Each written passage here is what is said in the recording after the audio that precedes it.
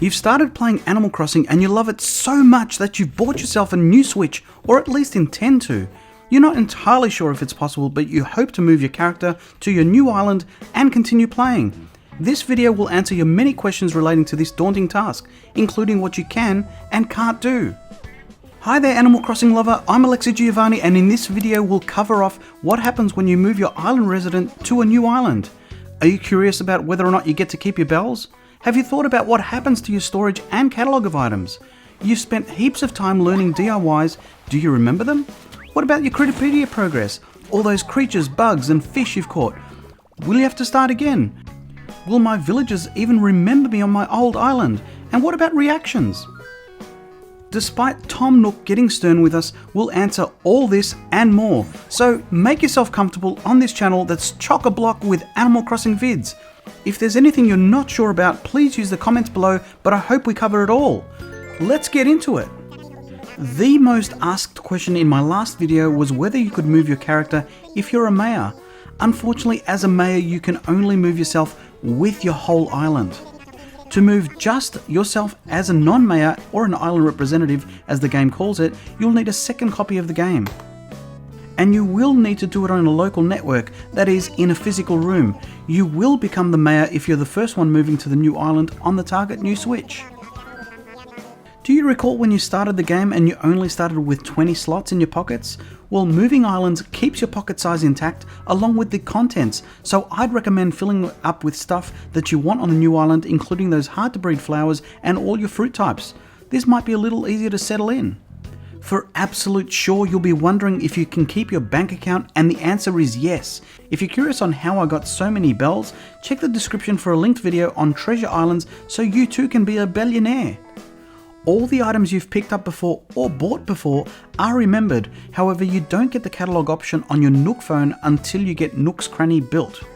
This might still leave you wondering, what about all my stuff? In case you're worried, your house interior stays the same, and the great news is all your items in storage are kept, so don't stress about moving your stuff into a temporary storage location. What do you think happens to your outfits which you'd used with your wands? Well, it looks like you can still switch them just as you did on your old island. And here's Alexi in a 90s outfit and what I might look like if I was in a boy band. Alexi's back, alright? A very common question in my previous video was whether you get to keep your Nook Mile points, and the answer is definitely yes, along with the Nook Mile rewards and achievements. You can see that there's an overlap between the new rewards for the new island plus existing history. Now, if you're anything like me, you'll be freaking out whether or not you lose your DIYs, and the answer is no. You get to keep them all. Every single one of them. Phew, that's a sigh of relief. Another aspect of the game which I've spent a lot of time on is the Critterpedia. You can see that you get to keep all of what you've caught before, however given it's on a new island, you do have to redonate them all when you've got your museum. So I guess that's kind of good because it extends the gameplay a little bit more despite you getting a head start. If you're wondering whether you can terraform straight off the bat on the new island, the answer is yes. I could make mini makeshift land bridges to get to other parts of the island and start leveling in preparation for my new place.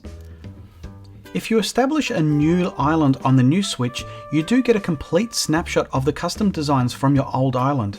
Check later in the video for what it looks like for your ex-island residents.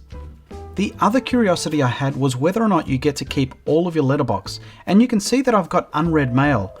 It looks like you get to keep all of your mail with reminders of your previous neighbours, along with a special gift from Nintendo. So let's have a look to see what Nintendo is giving us on this island move. And sure enough, it is a simple DIY workbench? Huh? Well, that gift had me wondering if I was stripped of the simple DIY workbench, but I already had it, so now I've got a spare. Now that then made me wonder about my reaction, which I can confirm you get to keep those as well. Let's have a quick sneak peek at life on your original island. Oh, by the way, if you're enjoying the video, please give it a like and seriously consider subscribing to help me step towards my next goal of 2,000 subscribers. Well, there's a gaping space of where your house used to be.